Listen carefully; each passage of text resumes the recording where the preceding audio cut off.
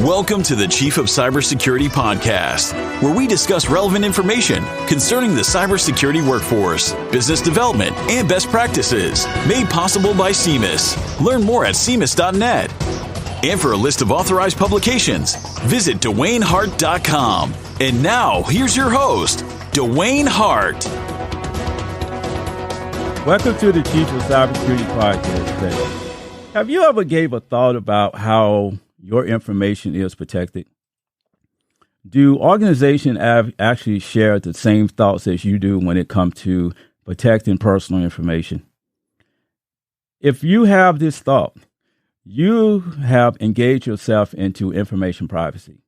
In this podcast section, information privacy is not optional. It's part of the cybersecurity DNA. I am going to be discussing information privacy.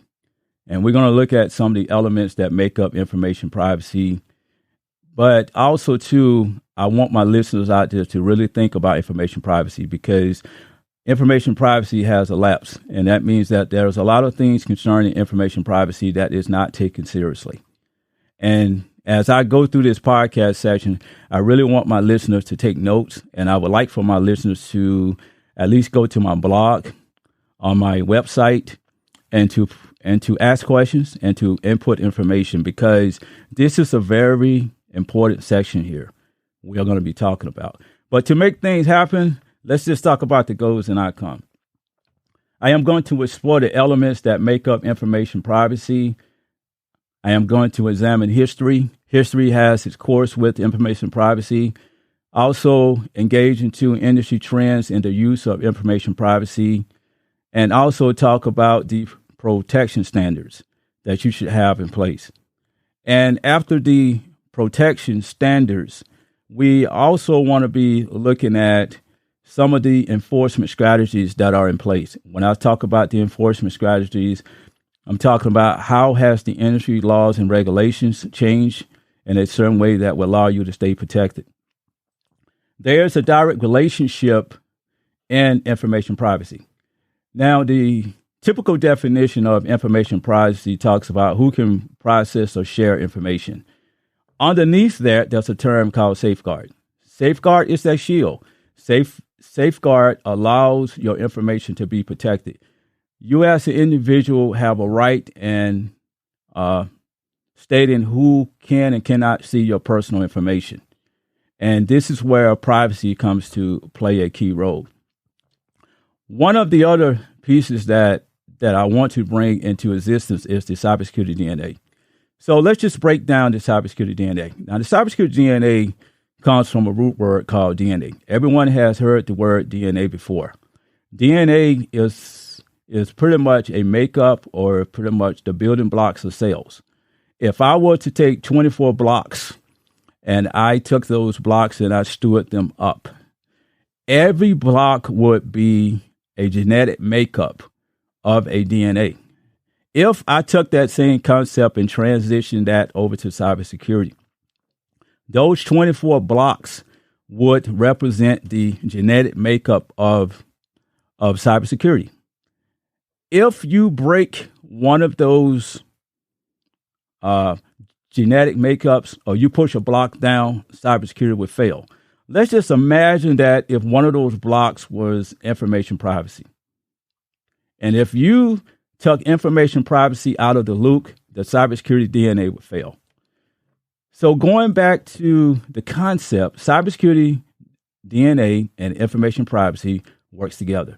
It is no way that you can have information privacy and not have the cybersecurity DNA operate. That's why information privacy is not optional. It's not optional to overlook information privacy. Some of the other factors we need to think about too is that personal data, PII, stands for personal identifiable information. It's part of information privacy. You cannot overlook PII. PII is your past is things such as your social security numbers. All right. Looking at things such as your home address. It's personal information about you that someone can use to probably cause a data breach. Later on, we're going to be talking about a data breach. But just keep in mind that PII is very, very important. Every organization has policies in place out there to address PII and the protection of PII. It can be in the administrative, technical, or operational standard. When it comes to the technical standards, we're going to have a discussion later on in this podcast section about some of the technical standards that are put in place. So let's talk about how did we get here and to actually have a discussion about information privacy. This is not something that just started yesterday. When you went to bed and you woke up in the morning and you said, I want to listen to this podcast section, and then something new popped up called information privacy. Information privacy started because there was a change in technology. If you think about back in the 1990s, there was not a dire need for data. Then over the years, technology changed, and that's when information privacy came to surface. Accessibility. People want easy access to information. Nobody really wants to be going into their closet, putting that shoebox down and try to search through all this paper to find data. If someone can go on their computer and go to a hard drive or to access a database so they can get information, it makes it easier. And accessibility was required because big data came to surface. There was a need for more data. There was a need for more information. And this is where information privacy started to grow. And then it was not an option because data started to grow. You cannot push away information privacy. Also, during the time of growth, there was different laws and regulations that grew out of information privacy. One of those was the Privacy Act of 1974, which governs the collection, maintenance, use, and dissemination of personal identifier information about individuals that is maintained in systems. The government instituted that in 1974 so that your personal information could stay protected and safeguards could be in place. Now the Privacy Act of 1974 is followed by a lot of organizations. Some of the other pieces that came up was HIPAA. In 1996, HIPAA came to surface. HIPAA stands for Health Insurance Portability and Accountability Act. It addressed medical information and the sharing of medical information. When you go to a doctor's office, the doctors have to abide to HIPAA policies because your medical record cannot be shared with other sources without your permission. You cannot, let's say that your doctor's office cannot take your medical record and give to your best friend or just give to some other medical office because they called, because you have to get consent for your information to be shared because it has your social security numbers in there. Now, outside of HIPAA and outside of the Privacy Act and outside of the data growth, that was their industry and practical use that led into information privacy. Colleges and universities have a hardline use for information privacy as well. If you have taken an online college course, you know that you share information. You have to register your information held in a database, but that college will protect your information and make sure that no one gets access to it. Law firms, about law cases, privacy is held with law firms. If you have ever went to a website, such as a lawyer's website or pretty much any type of website that collects information, there always exists a disclaimer at the bottom of the page about how they collect and share information. Banks. Banks. I am going to bring this up again. Privacy exists with banks because that's your financial information. The government itself has a lot of information privacy laws and regulations in place. Every agency from the Department of Defense over to the FBI, over to the CDC, over to the VA, the FDA, all those agencies has to abide to information privacy on laws. healthcare agencies, hospitals, they have to abide to privacy laws. And you notice every time you go to a dental office, all this paperwork that you have to fill out. Yes, and it's all about privacy. But over the years, there was a need to have some oversight into privacy. And that oversight drew a different breed of a career field. And then the emergence of privacy officers start to grow. Now, privacy officers, exactly as they are, privacy officers. They work in organizations to maintain privacy, to be engaged into incidents, to ensure that all the privacy regulations are being followed. Privacy officers come from two different types of backgrounds.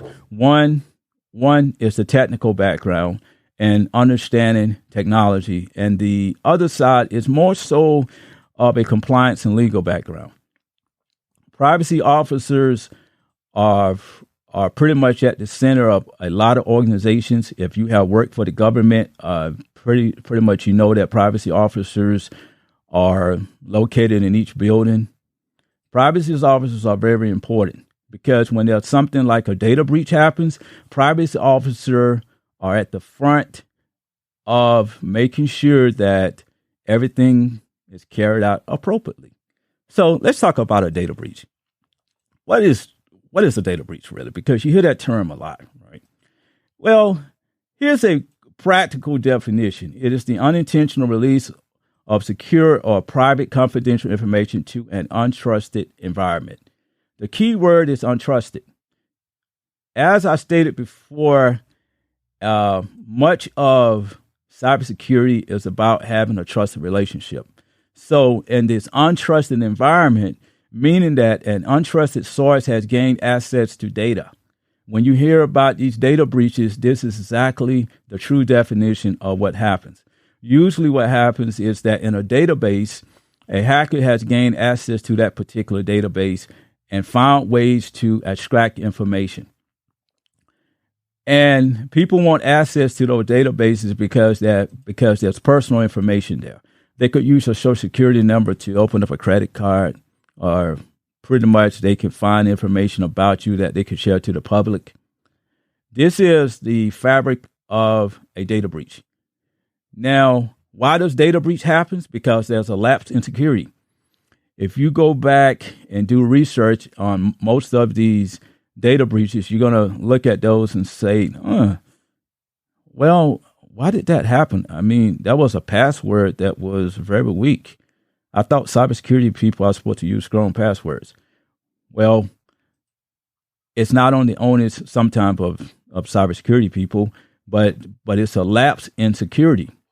But the cybersecurity professional's job is to help secure technology, because when you think of data breach, it goes beyond the cybersecurity professionals. There are other individuals that work in a corporation as well too that has a unique responsibility when it comes to data breach. And this is why in the cybersecurity mindset, I talked about the inclusive culture and the shifting of blame. It is the onus of everybody to be a part of cybersecurity. And this is how we can reduce data breaches. Some of the outcomes that you're going to get with a data breach, it can be costly. It costs money to have an investigation. It costs a lot of money because you have to hire forensic analysts to dig deep through your emails and databases to see what happened. There's an indirect cost. A company reputation is on the line. Public confidence. If you have a data breach, your clients or customers may think that they do not want to do business with you no more now. They can't trust you because you have their information on hand and it was released to the public. Data breaches happen because electronic public health information and PII can be released to the public and it can cause harm. When data breaches occur, sometimes this information can go to the public as well too. So all I have to say is that think about protecting data privacy in a data sharing world. This is an interesting topic here, so I'm going to repeat it again. Protecting data privacy in a data sharing world. How do we really make this happen? Well, let's start off with a classic underneath fabric type of definition of how we can make it happen. There are 5 W's: why, who, what, when, and how. And we're going to put data on the end of that. Why should you be sharing data? Who should you share it with? What are you sharing? When should you share it? And how are you supposed to be sharing it? This is the underneath fabric of trying to protect data. The who factor is talking about the classification. If you have worked around the government agencies, you know that there's a classification attached to data: top secret, secret, public, and confidential. These are the factors that should be circulating in the cybersecurity mindset about how to protect data: the why, the who, the what, the when, and how you're going to share data. Think about the security controls for databases. You need to have the security controls in place. Not everybody should have access to a particular database. Some of the other pieces is that copies of information on your desk. Everyone leaves information on their desk. I'm pretty sure now as I talk, somebody has a piece of paper on their desk with a social security number, with a phone number, with something that's very personal. And you haven't gave a thought about it because nobody comes into your office. Copies of information on your desk, think about it. Do not leave it out. The lines of responsibility. Everyone has a line of responsibility when it comes to information sharing. Think about your job. Think about your corporation. Think about your personal information. One of the other lines of responsibility is that now the technology space has grown and onboarded cloud technologies. When you think about the cloud, it is nothing more than a subscription service. It's somewhat similar to your cable at your cable that you use at the house. You do not own any of that equipment. You just purchase subscription from AT&T. Technology companies purchase subscription services from cloud providers. They don't own any of the equipment. They just use it. So what happens is that there's an upstream and downstream type of responsibility. If you have the cloud service provider, you got the customer and you got the client. The client takes their information and they give it to the customer, and the customer shares it with the cloud service provider. The cloud service provider and the customer has a direct relationship amongst themselves. That is called upstream responsibility because the customer has to depend on the cloud service provider. Downstream responsibility means that the cloud customer has to establish downstream responsibility with the client because that information was given away. Some of the things that are put in place is called a privacy level agreement. Has to be in place to make sure that the data is protected. Because you may hear terms such as an operation level agreement, a service level agreement. Those are all agreements that are put in place through cloud service providers. Some of the other pieces that have to deal with protecting data privacy in the data sharing world is that what we share on web pages. Okay, be careful about that. I remember when I was in the military, we used to have a term, and that term was that loose lip ship sinks. That means that the position of a ship can never be told. You are not supposed to talk about your next port visit because the operational timeline for a ship can never be disclosed. It is not supposed to be openly to the public. So this next phase is very, very important. And I'm going to ask you a question. Are you willing to share personal information? Most people cannot say no because you already have shared personal information. Personal information causes risk. So the idea is to lower risk to the lowest level. We are always sharing information. We cannot get away from sharing information. Privacy is about sharing information. But the idea is to be smart about the way you share information. Think about what you're sharing. Think about who you're sharing it to. Is there a trusted relationship? Are there policies in place? Are those policies up to date? Has there been any type of incidents in the past? For the most part, you cannot remove yourself away from sharing personal information. So what you have to do is to think about who you're sharing it to and making sure that it's a trusted source. There are some people that have political decisions to make when it comes to sharing information, because they have certain beliefs about information sharing. And that's completely fine because they want to lower their risk. I've already talked about trust and, to make sure that you have a trusted relationship in place. Data breaches and its influence. That can cause you to think differently about sharing information. Your social security number. Everyone wants to protect their social security number. That can make you think differently about sharing information. Third-party affiliates. When you share information with Walmart or some other company, they may take your information and share it with another source. That may affect the way you think about sharing information. So the idea is that you're always going to be at risk when it comes to sharing information and when information privacy is at the forefront. The idea is to lower the risk because you can't get away from sharing information, but the idea is to minimize how you share information and who you share it to.